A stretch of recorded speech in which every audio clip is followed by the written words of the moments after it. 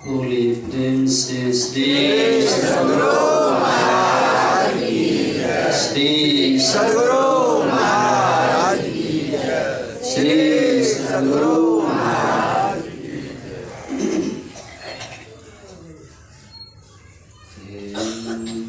सदा परिभवग्नमभीष्टदोहम् तीर्थास्पदं शिवविरञ्चिनुतं शरण्यं भृत्यार्तिहं प्रणतपाल भवाब्धिपूतं वन्दे महाप्रभुस्ते चरणारविन्दम् अखण्डमण्डलाकारं व्याप्तं येन चराचरं तत्पदं दर्शितं येन तस्मै श्रीगुरवे नमः। नित्यशुद्धं निराभासं निराकारं निरञ्जनं नित्यबोधं चिदानन्दं गुरुं ब्रह्मं नमामि। बोलिए प्रेम से श्री सद्गुरु महाराज की जय। वंदनीय पूज्य साधु समाज के चरणों में नमन। उपस्थित सत्संग प्रेमी सज्जन वृंद, पूजनीय माताओं तथा भक्तिमती बहनों,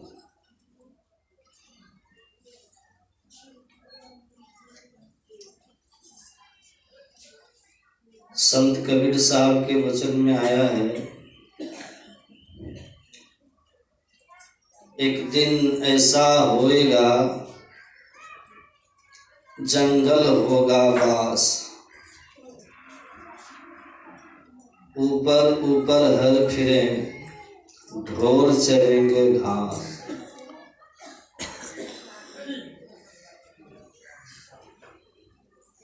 हमारे जीवन में होने वाली एक सत्य घटना है। वो क्या है? मृत्यु। यही जीवन का सच है, यह होना ही है। कबीर साहब कहते हैं जंगल होगा बास, एक न एक दिन जंगल जाना ही पड़ेगा।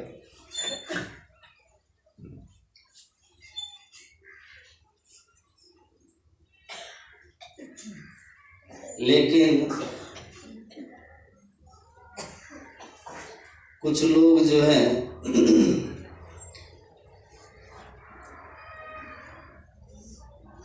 मरने के बाद जंगल में जाते हैं और कुछ लोग जीते जी चले जाते हैं। जंगल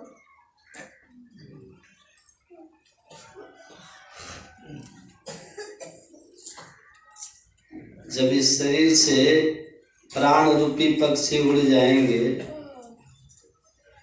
उस दिन घर के लोग, समाज के लोग, अपने स्वजन संबंधी सब मिलकर क्या करेंगे? आपको जंगल पहुंचा देंगे। मतलब हाँ। लेकिन संतों ने बताया शरीर में प्राण के रहते ही यदि तुम जंगल चले गए तो जीवन कल्याणमय हो जाएगा। शरीर में रहते ही एकांतिक साधना के द्वारा अपने अंदर की समग्र वासनाओं को त्याग रूपी अग्नि में यदि जला दिया तो जीवन आनंदमय हो जाएगा। अन्यथा एक दिन तो समाज के लोग, परिवार के लोग तो जला ही देंगे। घर के लोग, परिवार के लोग ऐसी स्थिति में जंगल पहुंचाएंगे जिस स्थिति में जलने के सिवा और कुछ रहेगा ही नहीं। उस दिन आपसे कुछ भी नहीं होगा। संत लोग कहते हैं जब एक न एक दिन इस घर के लोग, समाज के लोग तुम्हें जंगल पहुंचा ही देंगे, एक दिन जला ही देंगे, तो क्यों नहीं अपने से, स्वयं से पहले ही जंगल चले जाते। अपनी वासनाओं को जलने से पहले ही जला लो। अपने मन इंद्रियों को मरने से पहले ही मार लो। जीते जी ही मरकर जीने का आनंद ले लो। गुरु नानक देव जी महाराज के शब्दों में है, नानक जीवत या मर रहे ऐसा जो कर। साधु संत महात्मा लोग कहते हैं ऐसा योग करो, ऐसी साधना करो कि जीते जी मर जाओ। शरीर है और शरीर के दुख सुख से आप रहित हैं।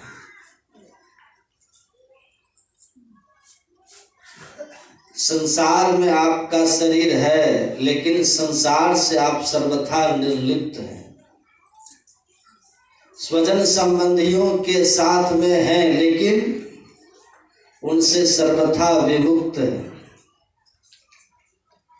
ये जीवन संतों का होता है, साधु का होता है। सब में रहते हुए किसी में नहीं, शरीर में रहते हुए शरीर में नहीं। न जानाति शशितोष्णम न दुखम न सुखम तथा न मानं च संचत्वात् समाधिनः अवस्था त्रयमन्वेति न चित्तं योगिनं सदा जागरण निद्रा विनिर्मुक्तः स्वरूपावस्थिताम्। शरीर में है लेकिन सुख दुख का कोई आभास नहीं। शरीर में है लेकिन मान अपमान का कुछ पता नहीं। शरीर में है लेकिन जागरण स्वप्न सुषुप्ति किसी भी अवस्था में नहीं। शरीर में है, शरीर और संसार की कोई आसक्ति नहीं। ये कैसी अवस्था होगी? ये जीवन कैसा होगा कि सब में रहते हुए भी किसी में नहीं। समर्थ ये स्वामी राम तीर्थ अमेरिका गए हुए थे। वहां के एक पत्रकार ने स्वामी राम तीर्थ से पूछा, महाराज आप अमेरिका किस लिए आए? स्वामी राम तीर्थ ने कहा, मैं भारत का रहने वाला एक महात्मा हूँ, अध्यात्म योग का प्रचार करने के लिए मैं यहाँ आया। कहा महाराज आपका न यहाँ पोस्टर लगा हुआ है, न बैनर लगा हुआ है, न आपके आने की किसी को जानकारी है, आप कैसे योग का प्रचार करेंगे?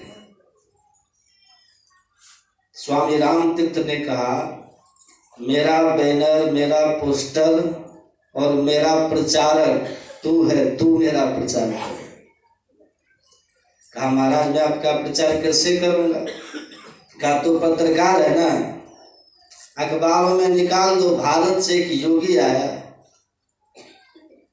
इस अमेरिका में जितने डॉक्टर हो, बड़े बड़े वैज्ञानिक हो, अपने समग्र यंत्रों के साथ इस योगी के पास पहुंच जाओ और ये सिद्ध कर दो कि मैं योगी जिंदा हूं कि मुर्दा।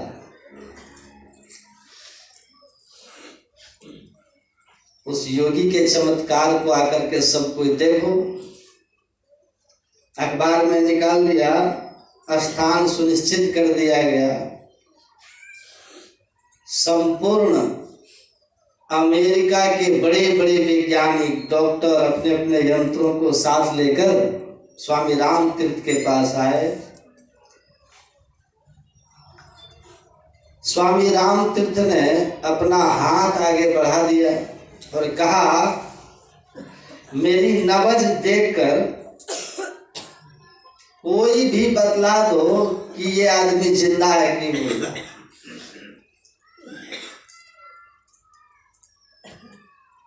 सारे वैज्ञानिकों ने, डॉक्टरों ने अपना अपना यंत्र स्वामी राम तीर्थ की देह में लगा दिया, नबज में लगा दिया और लगाने के बाद सब के सब चुप हो गए, कोई कुछ बोलता नहीं। स्वामी राम तीर्थ ने पूछा, तुम लोग चुप क्यों हो गए, क्या बात हो गई? वैज्ञानिकों ने, डॉक्टरों ने कहा कि महाराज कुछ बोलने के लिए अब है ही नहीं, मैं क्या बोलूं? आपको कैसे मैं कहूं कि आप जीवित हो और आपको कैसे कहूं कि आप मरे हुए हो? कहा क्यों? दोनों बात झूठी है महाराज। यदि मैं आपको जीवित करता हूं तो कोई यंत्र मेरा काम नहीं कर रहा, आपकी देह में कोई क्रिया नहीं हो रही,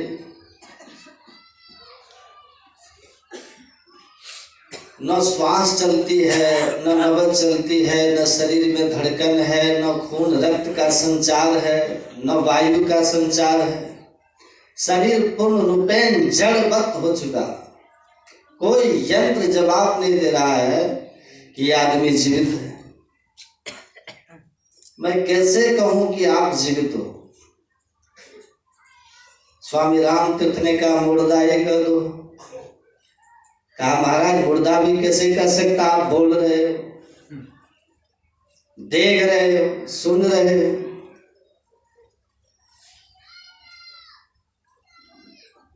महाराज किस सामर्थ्य से आपने देह की ऐसी स्थिति बना ली? देख रहे हो और नहीं भी देख रहे हो, सुन रहे हो नहीं भी सुन रहे हो, बोल रहे हो और नहीं भी बोल रहे हो। सारे यंत्र हमारे फैल हो चुके हैं और देह की सारी इंद्रियां काम भी कर रही है। बोलना, सुनना, देखना सब कर्म भी हो रहे हैं और कोई यंत्र भी ये सिद्ध नहीं कर रहा कि आदमी जीवित है। स्वामी राम तीर्थ ने कहा, यही है भारत का अध्यात्म युग। इसी योग का प्रचार करने के लिए मैं यहाँ आया। यही है समाधि की अवस्था। न जानाति शशितोष्णं न दुखं न सुखं तथा न मानं च संचित्वात् समाधिनः। समाधि की अवस्था में ऐसी स्थिति हो जाती है। एक राजा किसी जंगल में गया हुआ था। दो महात्मा कुटिया बनाकर वहां रह रहे थे। दोनों महात्माओं में आपस में बड़ा प्रेम था। भिक्षा के लिए जाते थे तो दोनों एक साथ नहीं जाते थे। एक दिन एक जाते तो दूसरे दिन दूसरे जाते। भिक्षा ले आते, आपस में बांट करके खा लेते। संयोग से एक दिन दोनों को बड़ी भूख लगी हुई थी। दोनों भिक्षा में रोटियां मिली थी 3। कितना? जो कुटिया में बैठा हुआ था उन्होंने कहा, आज मुझे बड़ी भूख लगी है, आज मैं 2 रोटी खाऊं। जो रोटी लेकर आया था उन्होंने कहा, तुम तो बैठे हुए हो, मैं तो चलकर आया हूं, मुझे भूख लगी अधिक, मैं 2 खाऊंगा। ये कहता मैं 2 खाऊंगा, वह कहता मैं 2 खाऊंगा। रोटियां तो बचती नहीं है। 1.5 करने में कोई तैयार नहीं। राजा वृक्ष की ओट से देख रहा था, ये कैसा महात्मा है जो रोटियों के लिए लड़ रहा है, कहां मैं फंस गया। लेकिन साधना में कुछ चढ़े हुए महात्मा थे, साधना की कुछ ऊंचाई तय किए हुए महात्मा थे। थोड़े ही देर में समझौता हो गया। एक आदमी तो ऐसे होते हैं जिनकी लड़ाई मरने तक खत्म नहीं होती, वो बिल्कुल संसारी लोग होते हैं, उनका विरोध उनका बैर मरने तक खत्म नहीं होता। बौद्ध ग्रंथों में एक यक्षिणी का चरित्र मैंने पढ़ा, कई जन्मों से लड़ाई चलती आ गई, जन्म जन्म तक लड़ाई चलती है। कुछ आदमी की लड़ाई ऐसी होती है, एक दो दिन तक बेमनस बना रहा, बोलचाल बंद रहा, फिर आपस में बातचीत करने लग गए। एक आदमी की लड़ाई तो तुरंत 1 मिनट में हो या दूसरे मिनट में लाइन भी खत्म।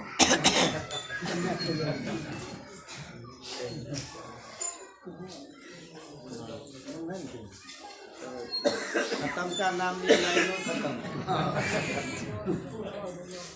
लाइन कितना आज्ञाकारी है, बिजली कितना आज्ञाकारी है, खत्म बोले तो खत्म।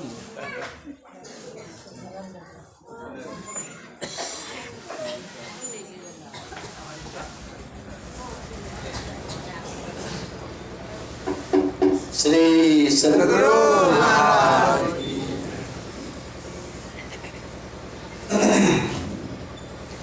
ऐसे भी लोग होते हैं, ये साधना में चढ़े हुए महात्मा। विवाद तो हुआ था रोटी के लिए, लेकिन 5 मिनट में खत्म हो गया, समझौता हो गया। चलो भूख तो लगी है, लेकिन डेढ़ ही कर लेते, लड़ेंगे तो दुनिया क्या कहेगी। खा पी करके शांत हो गए। तब राजा दोनों महात्माओं के पास आए और व्यंग करते हुए राजा ने कहा, महाराज आज मैंने 2 बूंदे को लड़ते हुए देखा। महात्मा बड़े चतुर थे, बड़े ज्ञानी थे, वे समझ गए कि हम आपस में रोटियों के लिए जो झगड़ रहे थे, इसीलिए राजा ने व्यंग किया है। क्योंकि साधु जो होते हैं, संत जो होते हैं, महापुरुष जो होते हैं, वे मुर्दा के समान होते हैं। सच्चे साधु का, सच्चे संत का कितना भी कोई अपमान करे, सम्मान करे, दुख दे सुख दे, कोई फर्क नहीं पड़ता। दुख इस शरीर को होता है, सुख इस शरीर को होता है, मान इस शरीर का होता, अपमान इस शरीर का होता। आत्मा तो समग्र अवस्थाओं से परे है। जो आत्मस्वरूप में प्रतिष्ठित हो जाता है, उनको इन द्वंद्वों से कुछ भी हानि लाभ नहीं होता, कुछ भी राग द्वेष नहीं, कुछ भी सुख दुख नहीं। जो अपने स्वरूप में प्रतिष्ठित हो जाता, वहां ये दुख सुख है ही। सखिया वाघड़ सबसे न्यारा, जहां पूरन पुरुष हमारा, जहां नहीं सुख दुख साच झूठ नहीं, पापन पुण्य पसारा, नहीं दिन रैन चंद नहीं सूरज, बिना ज्योति उजिया। जहाँ पुरुष तहवा कछु नाही, जहाँ पर ब्रह्म परमात्मा विराजमान है, तहवा कछु नाही, वहाँ कोई द्वंद्व नहीं, वहाँ कोई प्रपंच नहीं, वहाँ कोई दुख सुख नहीं, वहाँ कोई राग द्वेष नहीं। जहाँ पुरुष तहवा कछु नाही, कह कबीर हम जाना, हमरी सैन लखे जो कोई, पावे पद निर्वाणा। तो सच्चे संत जो होते हैं, परमात्म पद को प्राप्त किए हुए होते हैं, उस स्थिति में दुख सुख मान अपमान कुछ भी पता नहीं चलता। तुल्य निंदा स्तुर्मोनि संतुष्टो येन केन चित्त, समग्र अवस्थाओं में जो सतत संतुष्ट रहते हैं, वे ही महापुरुष हैं, वे ही सच्चे संत हैं, भक्त हैं। हम दोनों को आपस में रोटियों के लिए झगड़ते देखकर ये राजा ने व्यंग किया है। दोनों महात्माओं ने आपस में विचार करके राजा से कहा, महाराज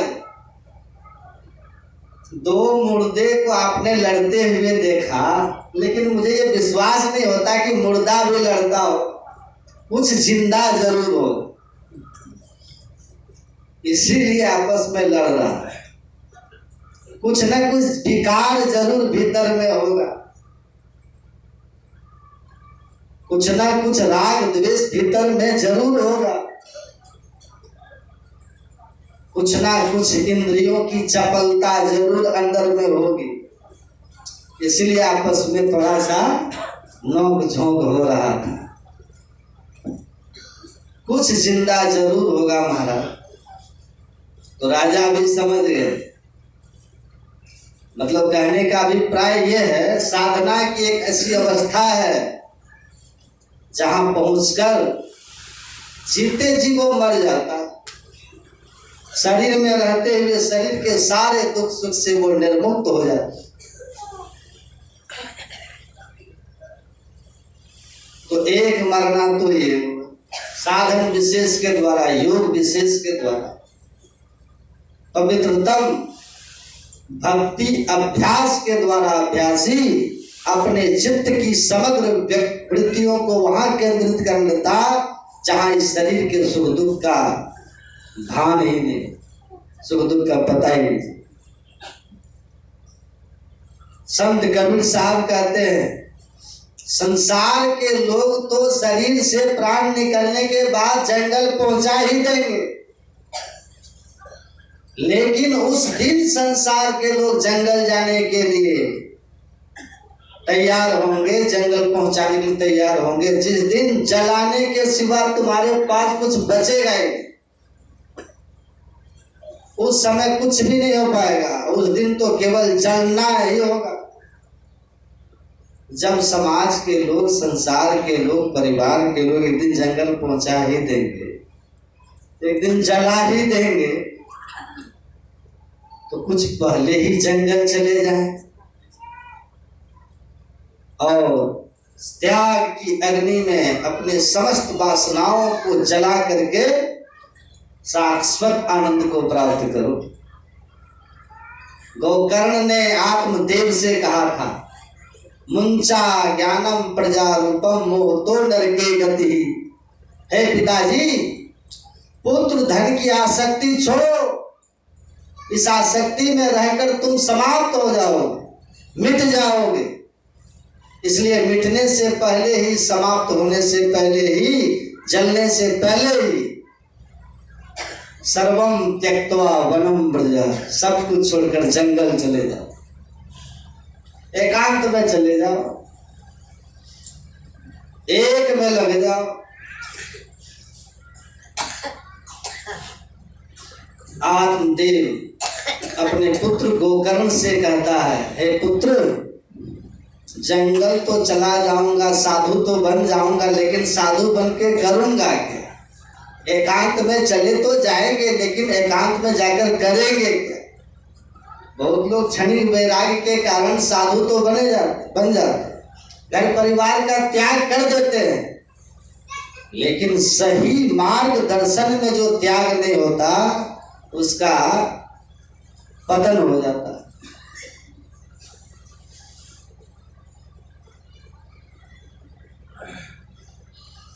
सही मार्गदर्शन में यदि गृह का त्याग नहीं होता तो गृह का त्याग करने के बाद भी, जंगल जाने के बाद भी आपकी आध्यात्मिक उन्नति नहीं हो सकती, आपका पतन हो जाए। ज्योतिर्मठ से आगे, ज्योतिर्मठ है ना, ज्योतिर्मठ से आगे, तपोवन से आगे भविष्य बद्री जहाँ है, वहां गुदड़ी बाबा की एक गुफा बनी है। गुदड़ी बाबा भंगुरा नामक गांव, उस गुफा में एक गुफा है, बहुत एकांत। उस गुफा के अंदर भी एक महात्मा रहता था। कितना एकांत, आज भी आप जाएंगे ना तो आप आदमी का दर्शन नहीं होगा, इतना घोर एकांत। और वर्षा ऋतु में 4 महीने तक तो आसमान से घटा वहां फटती नहीं, दिन रात बारिश, लकड़ी का कोई ठिकाना नहीं, जलावन का वहां कोई ठिकाना नहीं। चने लेकर के महात्मा लोग वहां जाते हैं, चना 2-2 दिन तक चना वहां फूलता नहीं, इतना ठंडा पानी। किसी तरह से फिटकरी डाल करके वर्षा ऋतु के गंदले पानी को साफ करके महात्मा लोग वहां पीते, ऐसा जीवन होता है। और जो दूसरी गुफा में महात्मा था, वो भी कहां से जा करके महात्मा जी कुछ लकड़ी वगैरह ले आता था, मिट्टी का तेल, किरासन तेल, और 8-8 दिन तक वो भोजन नहीं करता। लेकिन दिन में कम से कम 15 बार 20 बार भर भर करके चिलम पीता था। घोर एकांत में रह रहे हैं, जीवन कितना तपस्यामय सो देखिए, लेकिन सारे दिन चिलम पीने में बीत जाते थे। सही मार्गदर्शन में जो त्याग नहीं हुआ, उसका परिणाम यही निकला, परमात्मा के भक्ति रूपी अमृत को नहीं पी करके वो दिन भर चिलम पी रहा था, दिन भर सुल्फा पीता था।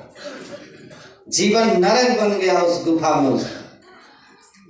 उनके दांत इतने गंदे थे, इतना दुर्गंध उससे निकलता था जिसकी कोई सीमा नहीं। उस गुफा में कोई जाता नहीं था, इतनी बदबू गांजा की आता था। सच्चे महापुरुष के मार्गदर्शन के अभाव में इतना एकांतिक निवास था और इतना तपस्यामय जीवन था, किसी से कुछ मांगता नहीं था, और फिर भी जीवन नरक बन चुका था। क्यों? इसीलिए आत्मदेव नामक ब्राह्मण ने गोकर्ण से पूछा, जंगल जाकर मैं करूंगा क्या, बता तो सही। साधु बनने के लिए तू कह रहा है, लेकिन साधु बनकर करेंगे क्या? घर छोड़ने के लिए तो तू कह रहा है, लेकिन घर छोड़कर बाहर जाकर करूंगा क्या? पुत्र स्त्री आदि संबंधियों का त्याग करने के लिए तो तू कह रहा है, लेकिन सबका त्याग करके मैं करूंगा क्या? बता तो सही, वहां साधु बनकर मैं करूंगा क्या? बड़ा ज्ञानी ब्राह्मण था, इसलिए ऐसा प्रश्न पूछ रहा है। ऐसा नहीं किसी ने कह दिया और चल दिए, तब काम नहीं बनेगा। बिन करताल पखावज बाजे, बिन रसना गुण गाया हो, गावन हार के रूप न रेखा, सदगुरु अलग लखाया। संत सदगुरु के मार्गदर्शन के अभाव में आदमी साधु तो बन जाते हैं, लेकिन साधु बन के भी मंगल का कारण नहीं होता, जीवन खड़मंगल में ही बीत जाता है।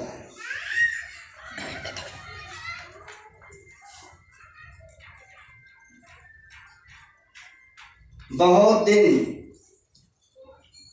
हम हरिद्वार सब में रहे हैं, ऋषिकेश हिमालय क्षेत्र में। 2 महात्मा थे, वहां बर्फ ही बर्फ था। जब उनको आप देखते ना, आश्चर्य लगता। सिगरेट का डब्बा पीता था, जो भी जाता था उसको देता था। जहां बर्फ ही बर्फ है वहां निवास करता है। इतनी तपस्या में कोई कसर नहीं है, खुला बदन है, केवल बलकल पहना हुआ है, लेकिन सारा दिन सारी रात वो सिगरेट पीने में बिता देता है, बीड़ी पीने में, सुल्फा पीने में बीत जाता है। त्याग कितना बड़ा है सो देखिए।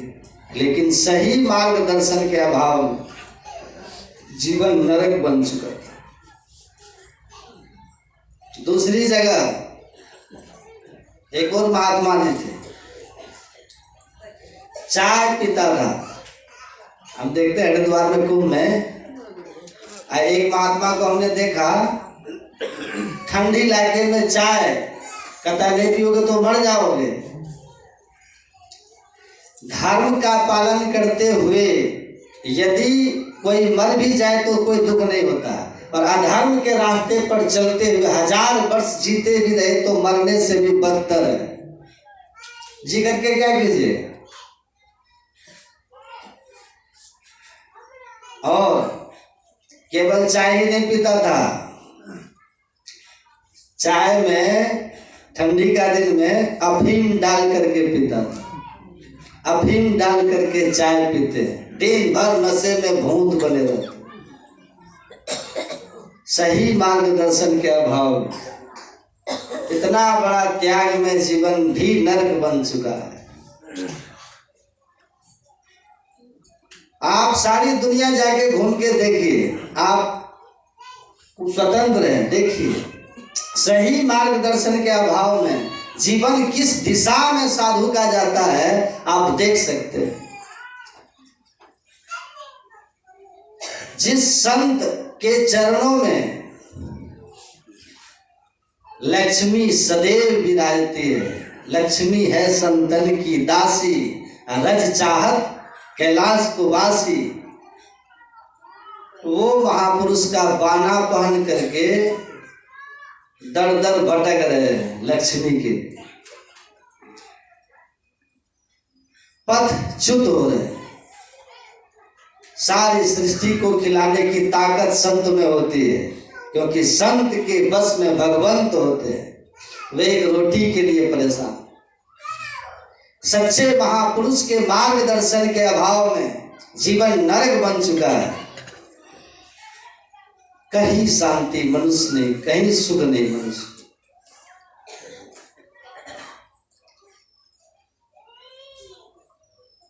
इसीलिए संत पंतु साहब ने कहा, यार फकीर तू पड़ा है किस ख्याल में, 5, 25 संग 30 नारी, 30 के कारण भीख मांगता, एक ने क्या तक सिर पारी। दास पलटू के खेल ये ना बदो, जब छूटे 30 तब छोड़ प्यारी। 5 तत्व 25 प्रकृति से बना हुआ ये शरीर है। शरीर की आसक्ति, शरीर का आकर्षण जिस दिन छूट जाएगा उस दिन ये पत्नी तो अपने आप छूट जाएगी। सही मार्गदर्शन जब तक प्राप्त नहीं होता है, घर छोड़ने से कुछ भी नहीं होता, परिवार छोड़ने से कुछ भी नहीं होता, कपड़े रंग लेने से कुछ नहीं होता, कपड़े काले कर लेने से भी कुछ नहीं होता, सिर को मुंडन कर लेने से कुछ नहीं होता, दाढ़ी बढ़ा लेने से भी कुछ नहीं होता। जब तक कोई महापुरुष के मार्गदर्शन में आप नहीं रहेंगे तब तक जीवन मंगल में नहीं बनेगा। आत्मदेव नामक ब्राह्मण ने आज अपने पुत्र से पूछ रहा है कि हे पुत्र, अब बताओ तो सही में साधु बनकर करूंगा क्या? साधु बनकर क्या करना चाहिए सुनिए। यदि घर ही छोड़ दिया है, परिवार ही छोड़ दिया है, स्त्री पुत्र को छोड़ दिया है, सब कुछ छोड़ करके घर से बाहर निकल ही गया है, तो ऐसी स्थिति में करना क्या है? गोकर्ण जी बतला रहे अपने पिताजी को। पिता तो उनके लिए एक मात्र माध्यम है, उपदेश तो हम लोगों को दिया गया। शास्त्र कथानक के रूप में अध्यात्म के गंभीरतम रहस्य को समझाने का प्रयास किया। आत्मदेव नामक ब्राह्मण की गोकर्ण से बातचीत हुई कि नहीं हुई है भगवान जाने, लेकिन इस कथा के माध्यम से हमें ज्ञान मिल रहा है कि हमें साधु बनकर क्या करना, हमें गृह का परित्याग करके क्या करना, हमें संसार की आसक्ति छोड़कर आगे करना क्या है। मरने से पहले मरने के लिए सीख लेना है। गोकर्ण ने बड़ा ही सुंदर उपदेश दिया है। ये उपदेश गोकर्ण गीता कहलाती है। देहे स्थिमां सुरुधिरे विमतिं त्यजत्वं जाया सुतादिषु सदा ममतां विमंच पश्यानि संजगदिदं क्षणभंगनिष्ठं वैराग्यरागरसिको भव भक्तिनिष्ठः। हे पिताजी, जंगल जाएंगे, साधु बनेंगे तो देह में आसक्त नहीं होइएगा कि 2.5 किलो फलाहार रोज हो रहा है कि नहीं हो रहा है, खाने की व्यवस्था हो रही है कि नहीं हो रही। देहेस्ति मांस रुधिरे विमतिं त्यजत्वं। ये शरीर हड्डी, मांस, रुधिर आदि का एक पिंड है, पुतला है। इसकी आसक्ति साधु बनकर छोड़ देना। तपोवन में ध्यान करने के लिए जाते हैं, हरिद्वार जाने के जाते हैं, कहीं भी देह की आसक्ति बैठेंगे तब भजन नहीं होगा। दाल में नमक है कि नहीं है, रोटी मिला कि नहीं मिला, ये सब नहीं। त्याग का आनंद तब आएगा जब गोकर्ण की बात को मानकर आप ध्यान साधना करेंगे। देहेस्ति मांस रुधिरे विमतिं त्यजत्वं।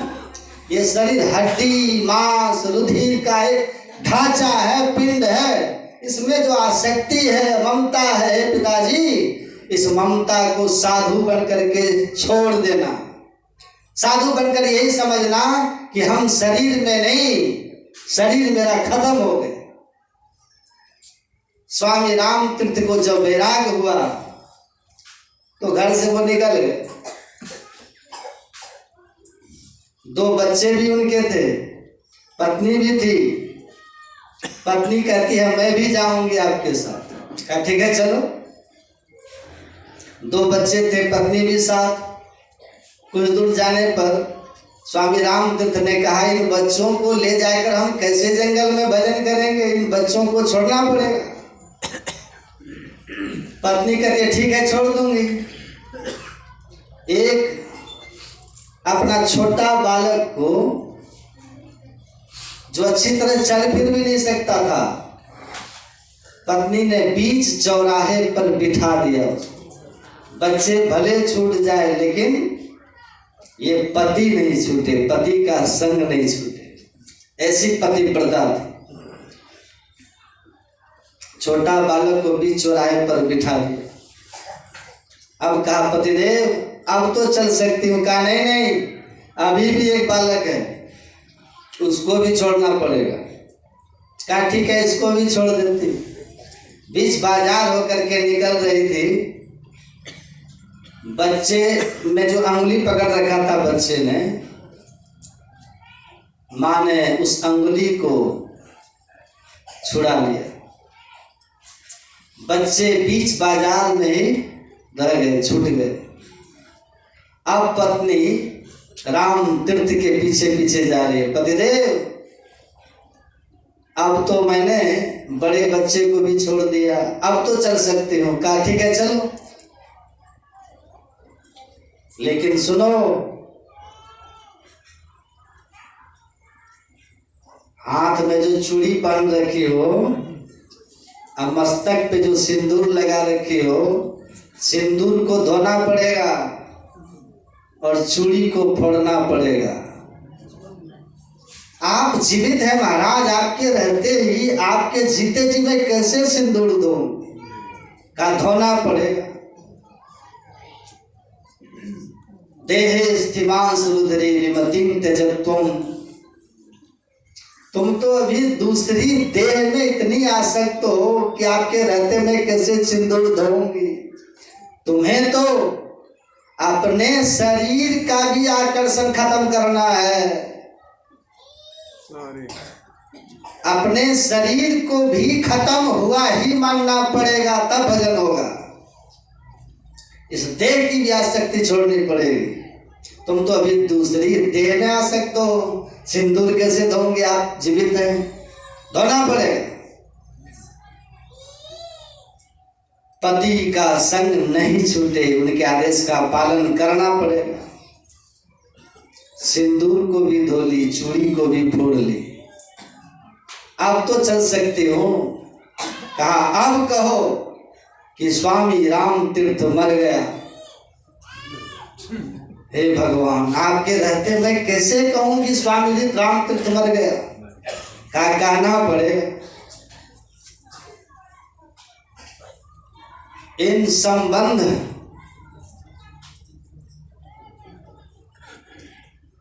के साथ भजन नहीं हो सकता, इस संबंध को तोड़ना पड़ेगा। स्वामी राम तीर्थ मर गया बोलो, ये बोलने को तैयार नहीं हुई।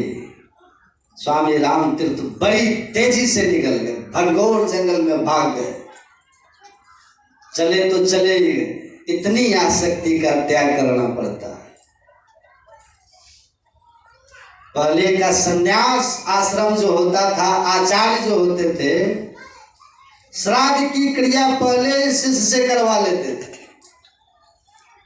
उनके पूर्वजों की भी क्रिया हो जाती थी, जो जीवित होते थे उनकी भी क्रिया हो जाती थी। वो जो सन्यास लेता था उन्हें भी अपनी देह की क्रिया पहले ही जीते जी कर लेनी पड़ती थी।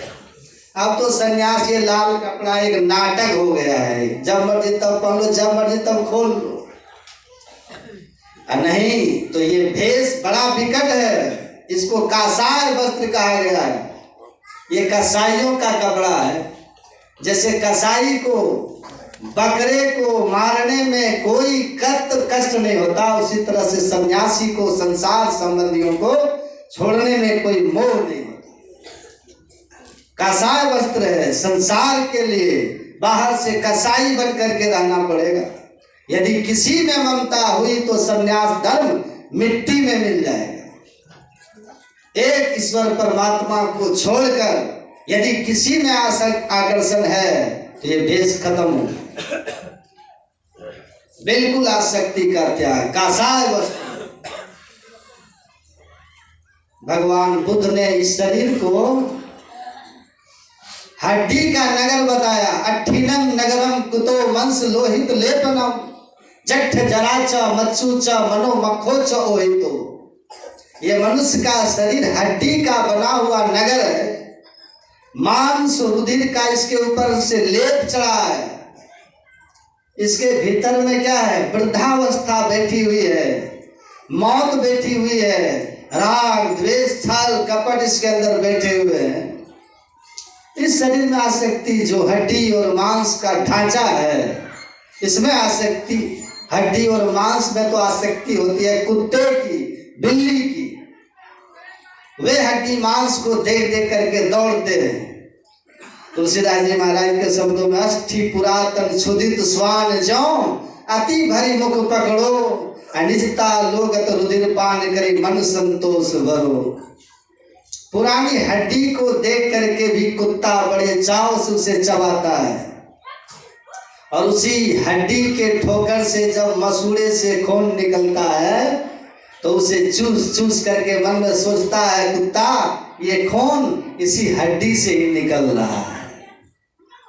उसे ये पता नहीं कि हमारे मसूड़े से ही इस हड्डी के ठोकर से खून निकल रहा है।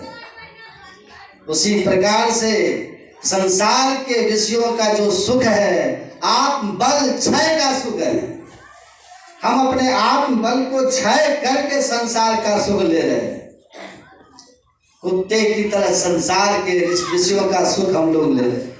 ये आत्म सुख नहीं, आत्म बल क्षय का सुख है। आत्म सुख तो कोई संत महापुरुष परमात्म दर्शन के द्वारा लेते हैं। परमात्मी आनंद प्राप्त करके उन महापुरुष आत्म सुख प्राप्त करते हैं। संसारिक सुख हड्डी और मांस का सुख है। गोकर्ण ने बड़ा ही सुंदर कहा, देहेस्थि मांस रुधिरे विमतिं त्यजत्वम्। ये शरीर हड्डी और मांस का एक ढांचा है, एक पिंड है। इसकी ममता का त्याग कर देना, नहीं तो इसी को सब दिन कपड़े पहनाने में, मोटे गद्दे पर सुलाने में, रजाई ओढ़ाने में, गीजर हीटर चलाने में, अच्छे से अच्छे पदार्थों को खिलाने में रह जाओगे, भजन नहीं कर पाओगे। देहेस्तिमांसुरुदरे विमतिं त्यजत्वं जाया सुतादिषु सदा ममतां विमुञ्च। स्त्री में आसक्ति मत रखना। स्त्री अपने पति में आसक्ति नहीं,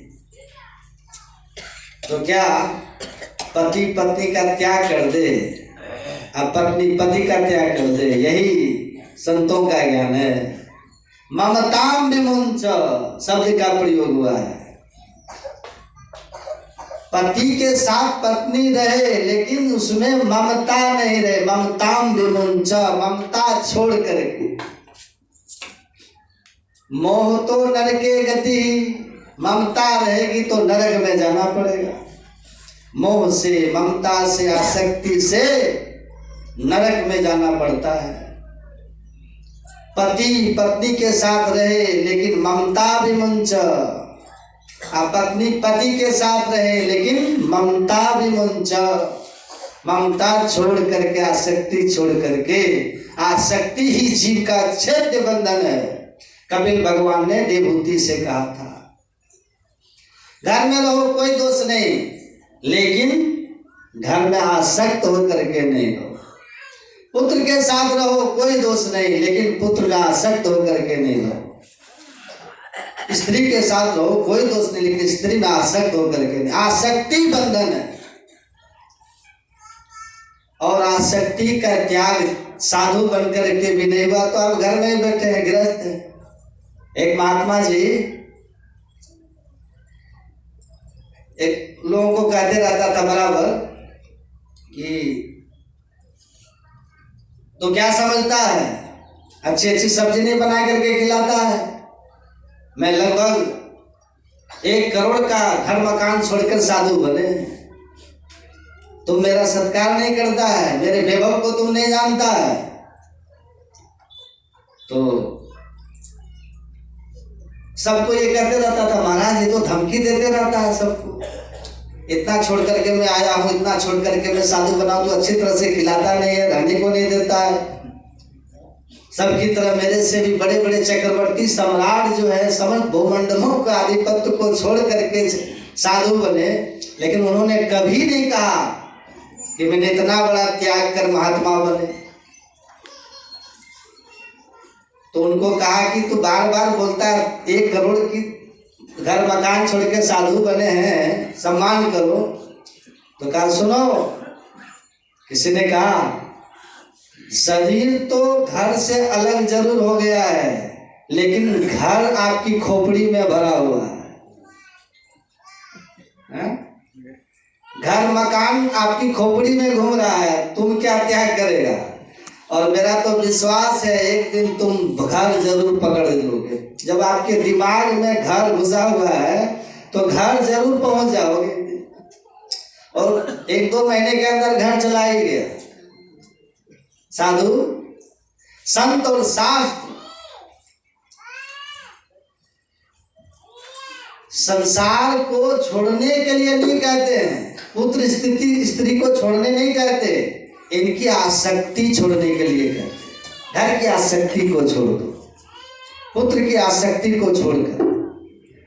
रामकृष्ण परमहंस देव जी महाराज ने कहा, बड़े घर की नौकरानी की तरह संसार में रहना सदैव कहती है। लड़के मेरे, बच्चे मेरे, घर मेरे, परिवार मेरे, सब मेरे, लेकिन उनका ये दिल जानता है यहाँ मेरा कुछ भी नहीं, सब मेरे मालिक के हैं। उनकी हुकूमत होगी और मुझे यहाँ से जाना पड़ेगा। उसी तरह मुंह से बोलते रहो सब मेरा है, लेकिन दिल से जानते रहो मेरा यहाँ कुछ भी नहीं, सब मेरे मालिक के हैं। उनकी आज्ञा होगी तो जाना पड़ेगा। आएगी नोटिस जमानत न होगा, अब पल्ले में अगर कुछ अमानत न होगा। आएगी नोटिस जमानत न होगा, पल्ले में अगर कुछ अमानत न होगा, होकर के कैद तुम्हें चलना पड़ेगा। अरे मन मुसाफिर निकलना पड़ेगा। आसक्ति का त्याग करो। रामकृष्ण परमहंस कहा करते थे, घर की माइयां कटहल की सब्जी जो बनाती है तो पहले हाथ में अच्छी तरह से तेल लगाती है, तेल से हाथ को तर कर लेती है ताकि कटहल के दूध, कटहल का लाशा हाथ में चिपके नहीं। फिर नहीं लगा, तेल लगाने से वो लाशा चिपक जाता। उसी तरह से संसार में रहिए, संसार के स्वजन संबंधियों के साथ व्यवहार कीजिए, लेकिन अपने अंतःकरण को भगवत भक्ति रूपी तेल से तर करके रखिए ताकि संसार का लाशा चिपके नहीं। उन्होंने ये भी कहा, खीरा की तरह संसार में रहना सीखो। खीरा को देखते हैं बाहर से कितना चिकना होता है, लेकिन भीतर से विभाग बना हुआ होता है। उसी तरह से बाहर से सबसे मिलजुल करके रहो। ये नहीं कहो कि पुत्र को छोड़ो, घर मकान को छोड़ो, सब कुछ छोड़ करके जंगल चले जाओ। ये मैं नहीं कहता, ये बोलने की बात नहीं है। बाहर से सबसे मिल करके रहो, लेकिन भीतर से विभक्त होकर के रहो, खीरे की तरह। सबसे रसिए, सबसे बसिए, सबकी सुनिए, बोल हाँ जी कहते रहिए अपनी ओर। जीवन ऐसा होना चाहिए। जाया सुता सदा ममताम विमुंच। स्त्री, पुत्र, धन, वैभव जितने भी हैं, शरीर और शरीर से संबंधित जितने व्यक्ति और वस्तु हैं, ममताम विमुंच, इसकी ममता को छोड़ करके पिताजी साधु बनना। साधु बन के भी तब कल्याण नहीं होगा। शरीर को हड्डी और मांस का एक पिंड समझ करके रहना, इसी के पालन पोषण में जंगल में मत लगे रहना। पश्यानिसं जगदिदं क्षण भंग निष्ठम। दिन रात इस संसार को क्षण भंगुर समझते रहना। संसार अजर अमर अविनाशी नहीं है, ये विनाशवान है। दिन रात यही सोचना, ये स्थिर रहने वाला नहीं है, ये सब चलायमान है। कल आपने सुना था, समम चलती थी संसार है, जो बराबर चलता रहे, जो गति करता रहे, जो सदा स्थिर न हो, वही है संसार। पश्यानिसं जगदिदं क्षण भंग निष्ठम। ये संसार क्षण भंगुर है, नाशवान है, विनशने वाला है। दिन रात यही चिंतन करना। अवैराग्य राग रसिको भव भक्ति निष्ठा। और वैराग के राग के रसिक बन करके भक्ति ने निष्ठा रखना। भक्ति में वैराग की अग्नि में जलते रहना, अब भक्ति में अपूर्व निष्ठा बनाए रखना। धर्मम भजस्व सततम त्यज लोक धर्मा।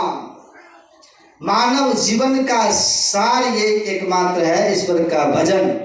साधु बनो, घर परिवार का त्याग कर रहे हो तो दिन रात भगवान का भजन करना, यही सबसे बड़ा धर्म है। किसी मंदिर में जाकर अच्छा तिल जौ चढ़ा दिए, ये तो धर्म का प्रदर्शन है। गंगा जी में जाकर के 20 बार डुबकी लगा लिए, मैं नहीं कहता ये कि धर्म नहीं, ये धर्म का प्रदर्शन है, ये बाहरी धर्म है, ये लोक धर्मा। जिस धर्म को समाज देखे ये बहुत बड़ा धर्मात्मा है, धर्म कर्म कर रहा है, वो लोक धर्म कहलाता है। और अलौकिक धर्म क्या है? एकमात्र परमात्मा ही देखता है, बस, और कोई नहीं देखता। त्यज लोक धर्मान, लोक धर्म का त्याग कर देना पिताजी। जिस धर्म का प्रकटीकरण हो जाता, प्रदर्शन हो जाता है, दिखावा हो जाता है, वो लोक धर्म कहलाता है। त्यज लोक धर्मान, कितना अच्छा उपदेश है। गंगा में स्नान करने से पुण्य होता है, मैं नहीं कहता कि पाप कर्म है, लेकिन ये लोक धर्म है। तीर्थों में जाना लोक धर्म है, दान करना लोक धर्म है। इसका भी फल होता है, लेकिन इससे मोक्ष नहीं मिलता। लोक धर्म है, ये सहायक साधना है। साधना नहीं, साधना में ये सहायक है। तेज लोक धर्मान, आप साधु बन रहे हो। पिताजी ये प्रदर्शन में मत पड़ना। दुनिया देखे कि बहुत बड़े त्यागी बैरागी हैं, दिन में 3 बार स्नान करते हैं, 20 बार मंदिर में जाते हैं, अक्षय तिल जल अर्पण करते हैं, इसी में लगे रहते हैं। लोक धर्मान, लोक धर्म का त्याग हो जाए और अलौकिक धर्म का ग्रहण हो। धर्मम भजस्व सततं, मनुष्य जीवन में सबसे बढ़कर धर्म क्या है? ईश्वर का भजन। दिन रात भजन में लगे रहें। अब भजन का भी प्रदर्शन नहीं है। बहुत लोग चौराहे पर माला खट खट करते रहते हैं। कबीर साहब बड़े विरोधी इस प्रदर्शनी के। उन्होंने कहा माला हमसे लड़ पड़ी, क्यों फेरत है मोह, अब मन माला को फेर ले काज सरेगा तो। माला झगड़ पड़ी हमसे, जपने वाले से, क्या मुझे फेर रहे? मन रूपी माला को तो फेरते नहीं, दुनिया में मन घूमते रहता है और माला के दाने हाथ में घूमते रहते हैं। माला कर में सूरत नहर में खेत में पानी गया कि नहीं गया, कहो ये सुमरन कैसा, अब बाहर मुख से ज्ञान छांटते भीतर पैसा पैसा। माला तो कर में फिरे जीप फिरे मुँह माही, अब मनवा तो दर्द सी फिरे ये तो सुमरन नहीं। ये प्रदर्शन से काम नहीं चलेगा। माला जपते हैं कैसे? आगे के दाना को पीछे करते, आगे के दाना को पीछे करते। क्या मतलब है इसका? काठ और पत्थर को आगे पीछे करने से काम बनेगा? हैं? हमारा मन जो संसार की तरफ जा रहा है उसको परमार्थ में लगाओ। बाहर की तरफ जो मन जा रहा है, विषयों की तरफ जो मन जा रहा है, उसको निर्विषय तत्व परमात्मा जो है हृदय में विराजमान इधर में लगाओ। बहिर्मुखी मन को अंतर्मुखी बनाओ। यही माला जप का अर्थ है। आगे के दाना को पीछे, आगे के दाना को पीछे कर दे, मन को अंतर्मुखी बनाओ, यही मंत्र है। आप कहिएगा मुसलमान लोगों का जब तो उल्टा ही चलता है, वो पीछे के दाना को आगे करता है, ऐसे उनका सब काम हिंदू से उल्टा होता है। हम लोग जो पत्ते में भोजन करते हैं ना, हम लोग चित पट में करते हैं तो वो पट करके भोजन करेगा। हम लोग पूरा मुंह होकर के बैठेंगे तो वो पश्चिम होकर के बैठेगा। उनका सब काम उल्टा ही होता है। आगे के दाना को हम लोग पीछे करते हैं, वो पीछे के दाना को आगे करेगा, ऐसे ऐसे जपेगा। इसका क्या फिर अर्थ हुआ? इसका भी अर्थ, इसका भी अर्थ है। भीतर में जो कचरा भरा है उसको बाहर निकालो। भीतर में जो कचरा भरा है उसको काम, क्रोध, लोभ, मोह, इसको बाहर निकालो। तो केवल काठ और पत्थर को पीछे से आगे करने से विकार नहीं निकलेंगे, भजन करने से विकार निकलेंगे। भजन कीजिए तब ये दुर्विकार बाहर निकलेंगे।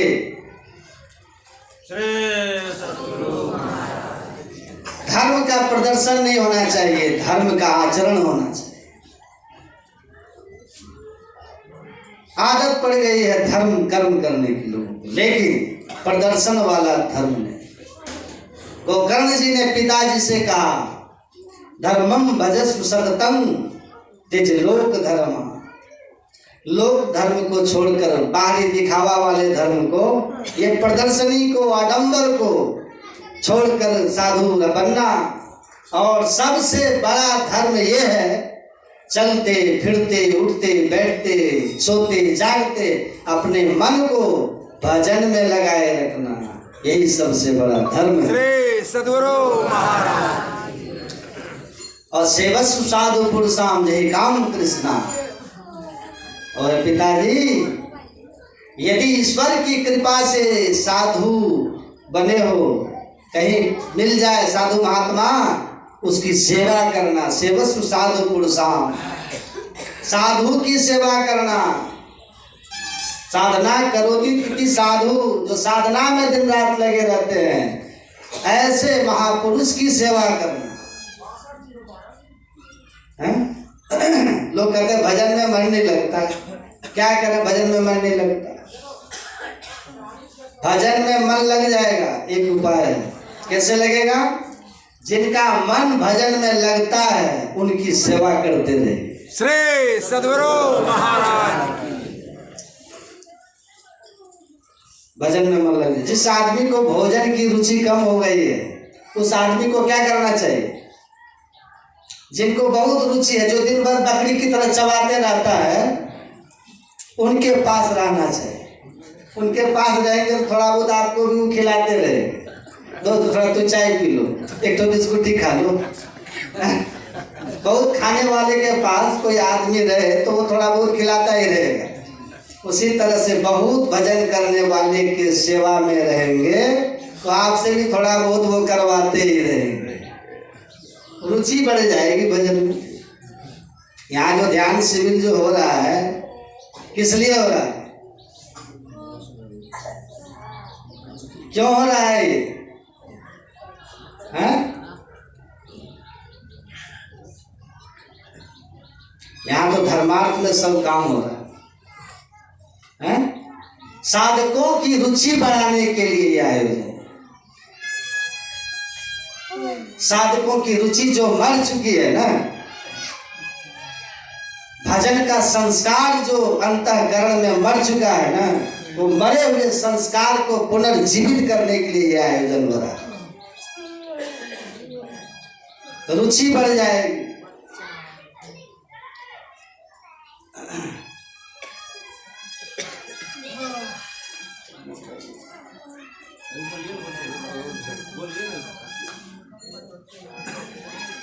देखो, साधु का सेवा कैसे करेंगे?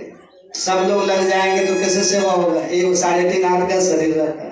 कुछ लोग तन से सेवा करते हैं, कुछ लोग मन से सेवा करें, कुछ लोग वचन से सेवा करें, कुछ लोग धन से सेवा करें।